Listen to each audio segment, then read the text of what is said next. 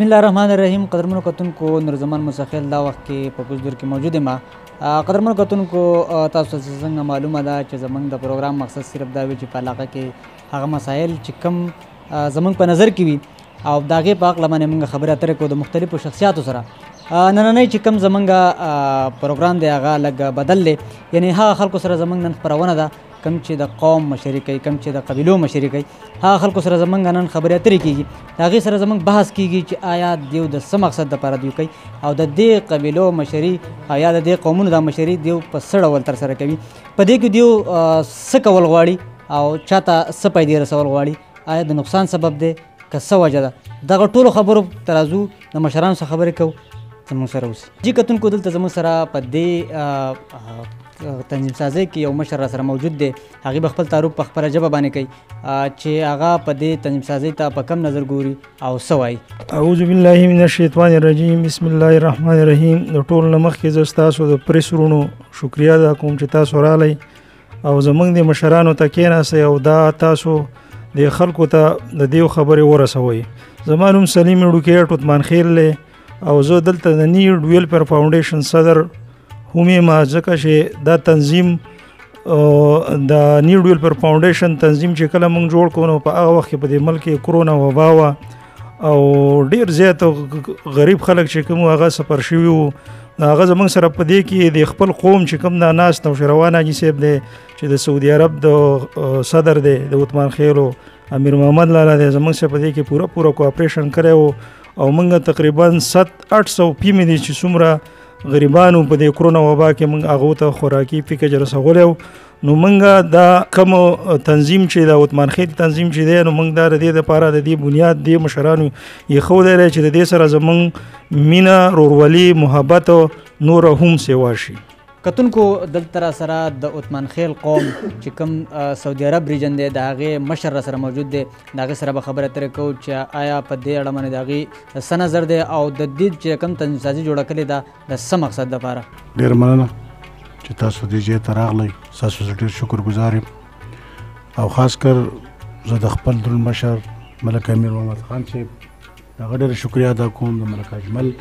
هغه څه کوم چې راغلي ورونه دي د هغه څو کالونه مخکې دا تنظیم سازي زما رونو د ملک امیر محمد خان په مشرۍ کې جوړه کړې وه او د هغې نه وروستو چې زه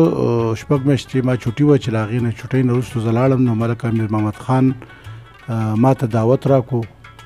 او زه د تنظیم سازۍ ته لاړم. نو هلته کې موږ قانوني طور د ټول خپل قوم په مشوره باندې یو تنظیم سازي وکړله او په هغې کې زه سینیر نایب صدر واخیستم چې زما صدر په ټایم کې ملک امیر محمد خان و. د هغې نه وروستو موږ چې کومې هلې ځلې کړي دي نو موږ خپل قوم یو کړی دی، خپل قوم هم راغونډ کړی دی، په ټول مملکت کې هر سړي ته محواز رسولی دی. انشاءالله موږ په هغې کې 80% کامیاب شوي یو. د هغې نه وروستو زموږ د تنظیم سازۍ هغه تاسو چې کومه خبره موږ ته کوئ چې یاره د دې به خیر څه وي او ښېګړی به څه وي او نقصان به څه وي، انشاءالله چې د دې تنظیم سازۍ خیر ښېګړه به هغه وي چې موږ به ټول قومونه یو کوو او خپل ورونه به د یو بل سره معروف کوو او کینو به ورسره. ملک صاحب دا راته ووایه چې کومه ستاسو په سعودي عرب کې چې کوم تنظیم سازي روانه ده یا شوې ده د نورو قومونو سره ستاسو هلته رهن سهن طور طریقې څنګه کېږي، د هغوی خدمات تاسو کوئ که نه صرف او صرف عثمان خیل قوم ته محدود وي؟ څرنګه چې د نورو قومونو په خبره کې تا ما ته خبره وکړه، موږ الحمدلله د ټولو قومونو سره ډېر نږدې رابطې دي او ډېر زیات د هغې سره په هر جرګه په هر مرکه کې موږ شامل یو. د هغې دپاره موږ یو خصوصي کمیټې جوړه کړې ده چې په هغې کې قومونه د هر قوم نه موږ 2 کسان اخیستي دي او په هغې کمیټۍ کې واټساپ ګروپ باندې موږ یو بل سره رابطې کوو، یو بل سره کینو پاڅو او انشاءالله موږ دا تنظیم د دې دپاره نه دی جوړ کړی چې موږ له قومونو سره جنګېږو. موږ به انشاءالله د قومونه یو کوو، قومونه به جوړو او د یو بل سره به په مینه محبت سره رابطې کوو. قدرمنو کتونکو دلته را سره د قوم عثمان خیل د خلیج ممالکو بل یو صدر را سره موجود دی، د هغه ځګي نمایندګي کوي. هلته چې کوم زموږ مسافرونه دي د هغې یو ذمهوار شخصیت دی، هلته منډې ترډې د هغې لپاره کوي. آیا چې دوی صرف او صرف خپل عثمان خیل قوم ته محدود دي که نه څنګه چې ملک صاحب ویل چې نه زمونږ د ټولو قومونو سره ښه روابط دي او د هغې ټولو یو شان خدمات کوو نو په دې حلقه د هغې سره خبرې کوو چې هغه څه وایي. اعوذ بالله من الشیطان الرجیم بسم الله الرحمن الرحیم. د ټول نه مخکې خو زه د جندل ټي وي چینل د پوره ټیم د ملګرو د زړه د تله شکریا ادا کوم او یقینا نن چې څومره د میډیا د سوشل میډیا دور دی او څومره په ښایسته شان سره په پاکستان کې هغه پیجونه چلیږي ټي وي چینلې چلیږي او یو حقیقي د یو قومیت او د یو سیاست او د هر قسم आवाज د یو غریب आवाज د کونډو یتیمانو د رنډو आवाज دا ټوله ذمہواري اکثر ستاسو په سري نو د زړه له تله تاسو شکریا ادا کوم او بیا تاسو تپوس په داسې لیول سره کوئ چې د قومیت په نسبت سره دی نو د خپل قوم ته یو شعر ډالۍ کوم وایي راشه اغیاره نن یې وګوره په خپلو سترګو راشه اغیاره نن یې وګوره په خپلو سترګو تا خو به ویل په وطمان خیلو کې سالار نشته. یقینا نن ډیره ښه ورځ ده او ډیر ښایسته دور دی د قومیت خپل یو شان و شوکت یو هر یو قوم چې کوم دی دا ډیر واضح دی او هر یو قوم که تاسو نن ګورئ دا ډیر په فخر سره وایي چې یاره زه فلانی قوم یم زه فلانی قوم یم خو د الله لاک لاک شکر دی موږ هم په دې کې سب کې شامل یو صف اول کې ولاړ یو چې موږ هم دا ډیر په فخر سره وایو چې یاره زه فلانی قوم یم. زموږ تاسو ډیر تپوسونه وکړه چې یاره تاسو دا مقصد سره د تنظیم مقصد د جوړولو سره دغه تاسو به نور څه کارونه کوئ د نورو قومونو سره به سره وي اچروئ نو د هغې نه زه تا ته شارټ ټکي وایم چې قومیت د انسان یو پهچان دی قومیت د انسان د رورولۍ یو نوم دی چې هغه په نورو قومونو کې هغه یو پهچان پروت وي که نه تاسو وینئ کله کله که تاسو وګورئ د سلطان خیل پین د خیل قوم تاسو داسې وګورئ د روغانو داسې نور بلها قومونه دي که نه نو زمونږ د قوم خپل یو تاریخ دی د سلطان خیل پین د خیل د قوم خپل تاریخ دی د یوسفزي خپل تاریخ دی هر یو قوم چې کم دی بې تاریخه پاتې شوی هم نه دی او بیا زمونږ قوم چې کم دی نام یو تاریخي قوم دی او که تاسو د دې لکړو نه د هغه انبار دغه سر نه راواخلئ نو هغه نورالله پورې د دغه پورې کراچۍ پورې د سند پنجاب په هر ځای کې دا عثمان خیل چې کم دی اوسیږي او مونږه صرف د تنظیم چې مونږ کله شروع کړی دی نو دا مونږ یو مقصد له شروع کړی دی چې یاره مونږ د غریب سره مرسته وکړو د کونډو رنډو یتیمانو سره مرسته وکړو او د یو بل پهچان وکړو او کم چې زمونږ مشران دي او کم زمونږ ابا او اجداد مونږ له کم نومونه ګټلي دي او هغه تاریخ مونږ بیرته را په ډډه کړو او هغه پګړۍ چې کم دي هغه شانونه چې کم دي هغو خپلو مشرانو ته ورپسر کړو او دویم زمونږ مقصد دا دی چې یاره که مونږ فاونډیشن یې په دې کې جوړې کړو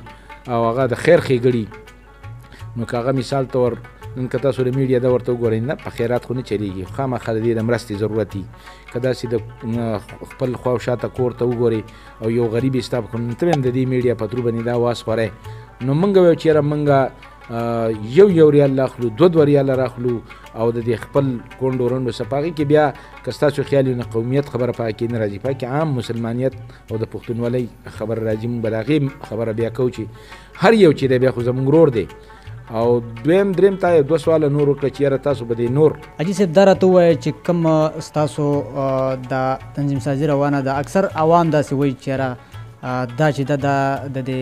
قوم یا د پښتون قوم په منځ کې یو نسلي تعصب روان دی یو ډلهبازي روانه ده خپل قوم چې دی د هغې خدمت او د هغې په نوم باندې یو قصه روانه ده نو دې ته په کوم نظر ګورئ او خلکو له څه پیغام ورکوئ چې آیا دې کې څه په غلطي شته دلته مشران دي جو د هغو خدمت تاسو وینئ چې په هغو کې په خدمت کې مونږ لکه رورولي نه کوو خدمت زمونږ د عامې پښتونولۍ په رواج دی لکه ما تقریبا 33 کاله ما مسافري وکړه په دې کې په دې 22 کاله بیا زه وطن ته هم نه وم راغلی خو په دې 23 کاله کې ما دا نه دی کتلی چې دا زما د قوم نه دی دا زما د قوم نه دی په دې کې دا زما انساني چې زه یاره د یوې لکه بل هم پښتون دی او زه هم پښتون یم نو ما په عام لیول سره د سیاسي لیول نه الان کې زه یو سیاسي سړی یم او یو سیاسي رهنما یم او تا ته ښه پته ده چې تعلق مې د عوامي نیشنل پارټۍ سره دی په ښه سطح دی، خو ما پکې دا نه کړی. نو که د جماعت اسلامي والا دی او که هغه د پیپل والا دی او که هغه پښتون دی او که هغه پنجابی دی او که هغه چې د پاکستان د خاورې دی، نو ما د انساني دغه سره د هغه خدمات کړي دي. هغه له مې منډه تله وهله او دا زمونږ فرض هم دی. او زه به دا یوه خبره تاسو ته ډېره واضحه وکړم چې زمونږ قوم صرف و نه صرف د خپلې ورورولۍ پورې محدود دی چې دا اتفاق وکړي. لکه نن چې ته په کومه حجره کې ناست یې، د دې مشر خپل مقام چې دا وله ورکړی شي، د سلیم خان حجرې له چې ورشي د ده خپل مقام دی چې دغه وله ورکړی شي. دا زمونږ خپله یو اندروني خبره ده. نور د بهر قومونو سره مونږ څنګ په څنګ ولاړ یو او د هغو زمونږ رونه دي، مونږ د هغوی رونه یو. مونږ داسې لیول نه شروع کوو چې یاره قومیت یو سړي شروع کوو هغه د دښمنۍ طرف ته لاړ شي. نه، دا نغه دی، دا مینه د محبت دی، خو چې په هر یو قوم کې پیدا شي. او خاص کر یو ښایسته خبره دا ده چې لکه مونږ چې دا اوس چې کوم قومیت جوړ شو، نو دا د دې هغه من مقصد چې دا ننداره د سیاست نه راووت. که ستاسو خیالي د سیاست نه دا راووت چې مینه په سیاست کې ختمه شوه،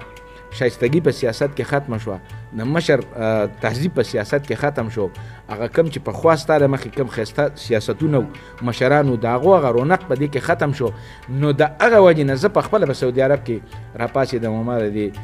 تنظیمونو ابتدا ما یې خله او ما را دغه کړي. نو ما وی چیرې دا هغه مشران دي چې کومه دوی پخوا کړله، خو که نن ورته مثال طور په سیاسي لیول کې خلک په بده سترګه ګوري، نو دا به د یو قام مشري، نو بیرته به دغه خپل لیول له راشي. که تاسو زما په جوړ مقصد پیږئ، نو دا ما هغه طرف باندې زه راتاو شوم چې زما کوم مشران دي او بیا زما د قام سره او زما د خاورې سره تعلق ساتي، نو چې هغوی بیرته خپل مقام وګټي. او که اوس په دې اوسني وخت کې سیاست داسې طرف ته تللی دی چې په هغې باندې ته پوهېږې چې پلار او زوی په اختلاف کې دي او تره وراره په اختلاف کې دي، ماما او ماما زوی په اختلاف کې دي او یو بل دغه عزت نه ورکوي. نو زه چې د قومیت په شکل کې وله راتاو شي، نو بیا خو خامخا خو نه ده الریډي تاسو ته دا پته لګي چې مینه به د یو بل نه ورکوي. حاجي صاحب دا راته ووایه چې کوم خلک زیات تر دا ګیله لري چې یاره په دې قومیت په نوم باندې ډلهبازي کېږي او خلک د یو بل سره بیا قومونه هغه به جنګېږي، نو دا خو په علاقه کې په ملک کې یو غټ فساد جوړېږي. دې ته په کوم نظر ګوري؟ زه په خپله یو سیاسي غټه جرګه کې ناست وم، نو دا غامین محمد خان دی د عثمان خیل قوم مشر دی، د په دې قوم کې زیاته پراتپري پیدا کولو والا چې کومه دی ځکه چې د ابتدا یې دی خله.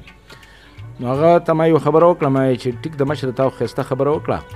خو زمونږ دا لیول چې کوم دی نسته چې کوم طرف ته بوځي، نو دا هیڅ کلم نه دی. زه اوس دې ځګي کې ته کوم قوم سره تعلق ساتي او زه د عثمان خیل سره تعلق ساتم، نو زما خو مقصد دا نه دی زه خو ستا سره ورورولي کوم. خو دا څوک چې دا خبره کوي، نو دا په خپله د دوی سره پوهه کمه ده، ځکه چې قومیت د جنګولو دپاره نه وي، قومیت د پهچان دپاره وي چې د ده ابا او اجداد د یو تاریخي خلک پاتې شوی دی. لکه که ته نن په دې مونډه کې ګرځې که نه، نو دلته خپل تاریخي خلک پاتې شوی دی. نو که اوس د بل یو جګي سړی راشي او هغه خبره نشي برداشت کولی، دغه مثال ته ور د ده پلار او د ابا او اجداد د ملکي نشي برداشت کولی، نو به خامخا دا خبره کوي چې دا پراته پرې ته روانه. دا د هر سړي دا چې د چا سوال دی دا غلط دی. زمونږ د قومیت د جوړولو خپل پهچان دی او بل سره د مینې دی، د بل سره د مینې دی. او داسې هم نشو کولی چېرې د یو قوم سړی دی راپاڅي او مثال ته ورغه د یو غټ قوم سړي ته سپک نظر وکړي. نو مونږ ویو چې یاره مونږ د قومونو مشران جوړ کړي، مونږ به مشر ته ویو چې هلکه دا تاسو دا کم مشر چې دی دا پوهه کوي، یا د کشر هم چې کومه غلطه خبره کړله دا شی که بیا قومیت ته لاړ شي، دا به بیا ستا هغه خبرې لازم چې وران طرف ته به لاړ شي. نو مونږ په دې کې مشران ټاکلي د هر یو قوم مشر دی، نو مونږ ځکه دا خبره راټوله کړله. خو داسې هم نشو کولی چې د بل یو قوم یو کشر یا یو دغه رالګي او هغه د سلامات عثمان خیل قوم یو مشر ته په سپک نظر ګوري، نو په دغه جو هم تا ته ښه پته واضحه ده، بیا به د هغې رد عمل خامخا دغه طرف ته ځي. خو هغه طرف ته دا خبره نه ده په سیاسي لیول کې وه. که ته نن وګورې که نن سیاست یو د ټک کار په سیاست کې رانغی چې هغه سر ته ورسېد، نو مونږ یو چې یاره د سیاست نه کومه شایستګي ختمه شوې ده چې دا د قومیت په رول کې بیرته راتاو شي او هغه مشرانو او دغو ته خپل کردار ادا شي. نور عثمان خیل قوم او چې نور زموږ څومره قومونه دي، تا ته ښه پته رسله ارزی قوم دی، دنیا قومونه دي، شینواري جو ځان له غټ قوم دی. تاسو د شینوارو رواج ته لاړ شئ وګورئ، په هغې خو چا دا ورته اوسه پورې ونه ویل، او زمونږ په دې میدان او په دې دیر په علاقه کې خو اوس دا شی راغی. نور د شینوارو ډېر پخوا شینوار ستا به یې نوم اورېدلی، اپریدو جرګو ته وګوره دا ډېر پخوا دا یو سړی نه چې اپریدي پراتپري پیدا کړو یا شینواري پیدا کړو یا مامون پیدا کړو یا مومن پیدا کړه. مومن کوم څومره په جابر سره ځان ته وایي په فخر سره مو چې زه مومن یم که نه. نو دا خبرې چې د کوم د هغه خلکو خبرې چې دا د ناپوهو خبرې نه زمونږ د جنګونو سره نه زمونږ دغه سره زمونږ د مینې اواز خورول دي او بیا خاص کر په خپل ورورۍ کې د یو بل سره هغه مینه محبت دغه کول دي. او په سیاسي رول کې به هم د سره دا خبره وکړم چې په پاکستان کې زما په خیال سره دویم نمبر قوم په حساب زیب سي عثمان خیل دی. نو په سیاست رول لپاره موږ دا شی شروع کړی دی چې زما په کوم ځای زوري او زما په کوم ځای دغی حلقه می او په هغه حلقه د عثمان خیلو دغی نو هغه حق او هغه چې سب دغه د ووټ په نسبت سره او کنه مشرۍ په نسبت سره به د عثمان خیلی او که په بل ځای د بل قبیلې سړی نو موږ او زما سره عثمان خیلی نو دغه سره به زه د هغې مطابق منډه وهم او هغه سړی به کامیابو چې کوم دغه زور دی. خو چې په کوم ځای باندې د عثمان خیل سړي د سیاست رول ډېر دی نو زما خپل هم دا خواهش دی چې به موږ به د خپل مشر سره څنګ په څنګ ودرېږو هغه له به هغه سیاسي رول کې خپل حق چې دی به له ورکوو. نن ته ګورې که نه که ډېر کم کوز زموږ به چېرته به د قام کې به زما یو دوه درې امپیاګانې که نه نور عام لیول سره جدا جدا دغه دي. نو که داسې په حساب سره شو نو بیا موږ ډېر یو. نو موږ چې ډېر یو نو زمونږ دا ناظمان شو د کونسلران شو دغه شو دا ته ښه پته امپیاګان شو امیناګان شو دا په غټه څه ده دا د بل چا ولې نه راځي. نو ما دا ستا من خبره دا کوم چې دا ډېر زور ما لګولی دی چېرې څومره زه د قومیت کې کار وکړم چې زما امپی ای زما ناظم زما امینې چې دا زما جوړ شي. د ټولو مشرانو اخره کې شارټ پیغام غواړو چې دا مشران خپل قوم خلکو ته او چې کوم د قوم خلک نه دي کوم عام ولس ته په د ټوکل پاس کې څه پیغام لري. زما ټولو مسلمانانو پښتنو وروڼو ته دا خواست دی چې رونه شئ او چې څه کوم ښه د ځان دپاره خوښوئ هغه د بل مسلمان ورور دپاره هم خوښ کړئ. د مشرانو عزت وکئ په کشرانو د شفقت وشي او څومره چې غریب مساکین د دیو مالی امداد وکئ خو هغه په هر شکل کې. زما د طرفه نه یو دا پیغام دی چې انشاءالله زما قوم به د هر قوم احترام کوي د هر قوم سره به مینه محبت ساتي او انشاءالله دا هم ته غواړم چې په خپل منځ کې به ډېره مینه محبت پیدا کړي یو بل سره رونه شي راغونډ به شي یو په یو پارم به کښېني او مشر ته به مشر وي کشر ته به کشر وي. تاسو خبره وکړه د اخري پیغام ورکولو نو زما دا پیغام دی چې د په دې پاکستان کې موږ څومره پښتانه اوسېږو که نه نو زموږ دوی ته پیغام دی چې د یو اتفاق د یو اواز ځکه چې کم ملک کې پښتانه څومره یو کېږي نو هلته مینه ډېرېږي هلته محبت ډېرېږي د اتفاق هغه دغه وسره خورېږي او خاص کر تاسو ته میډیا والا دا خبره کومه د زړه د تله هرکلی ادا کوم ځکه چې ستاسو ډېر مین کردار په پاکستان کې د میډیا والا دی. نو د ټول نه مخکې خو د شکریا موږ سره الفاظ نشته چې هغه ادا کړو او دغه خبره چې تاسو دا څومره هلې ځلې کوئ په دې وطن کې او د یو غریب سړي اواز خوروئ د یو هر قسم سړي هغه دغه تاسو کوئ داسې خلک پکې چې هغه جابره وي داسې خلک پکې چې هغه ځان ته سوی او هغوی هغه اواز څوک نشي خورولی. نو زه یم چې تاسو کې په میډیا کې ډېر نران خلک دی لکه وکیلانو ته تاسو وګورئ پکې ډېر نران خلک دی نو هغه اواز راوالي او د میدان دغه ته وباسي. نو ستاسو ډېره زیاته شکریا ادا کوو د ټولو د دې خپل وطن د پښتنو ته همداراز دی چې یو لاس شي یو موټی شي او اتفاق وکړئ اتحاد شي او مینه محبت یو بل سره پیدا کړئ او هر هغه کار وکړئ چې په هغې باندې زما د وطن او د دې پاکستان او د دې علاقې نوم پې سرلوړی کېږي. موږ به هر هغه کار کوو چې په هغې باندې زموږ نومونه د ابا او د اجداد هغه پټکیم پې شملې پې لوړېږي. او په دې شعر به د اجازت واخلم چې تل به په لار د میړنو سره ځم او یم پښتون د پښتنو سره ځم وایي اغیار چې د دوزخ ژبه ده زه به جنت ته د پښتو سره ځم. قدرمنو کتونکو اوریدونکو تاسو د مشرانو خبرې واورېدې شاید چې دا خپرونه دا پروګرام تاسو خوښ شوی وي. اخره کې داسې ده چې کوم مشران د دوی مقصد صرف دا دی چې یاره موږ ټول یو رایوځای شو او د قومیت په نوم باندې خپل مشران خپل کشران هغه خپلې حجرې ته خپلې ډبې ته ټول راټول کړو او خپلې مسلې په خپل ډګر باندې حل کړو. د همکار حبیب الله صدیقي سره اجازت غواړم. د الله په امان.